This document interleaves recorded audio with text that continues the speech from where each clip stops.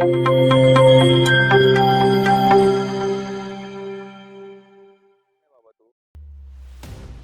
कोल्हारे रस्त्यालगत खिंडीच्या अलीकडे 4 पत्र्याचे गाळे अनधिकृतरित्या उभे करण्यात आले असल्याची बाब पंचायत समिती सदस्य भगवान चंचे यांनी नेरळ ग्रामपंचायतीच्या निदर्शनास आणून दिली होती.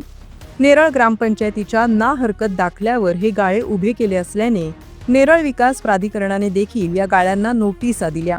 मात्र या सर्व नोटिसांना विकासकाने केराची टोपली दाखवल्याचं चित्र आहे. नेरळ पूर्व भागात कोल्हारे खिंडीच्या अलीकडे 60/2/ड या सर्वे नंबरमध्ये पत्रा शेडचे 4 गाळे उभे केले आहेत. यातील काही गाळे संबंधित मालकांनी भाड्याने देखील दिले. मात्र हे काम करताना फक्त नेरळ ग्रामपंचायतीची ना हरकत परवानगी घेतली गेली. त्यावर संपूर्ण गाळे उभे करण्यात आले. तर या गाळ्यांचं बांधकाम करताना बांधकाम नियंत्रण रेषेच्या नियमाला विकासकाने धाब्यावर बसवून काम केलंय. हे गाळे बहुतांश भंगारवाल्यांना देण्यात आलेत. त्यामुळे आगामी काळात इथे लागणारे मोठमोठे ट्रक याने नेरळ कोल्हारे हा रस्ता बाधित होऊन इथे असलेल्या उतारावर अपघाताची शक्यता नाकारता येत नाही.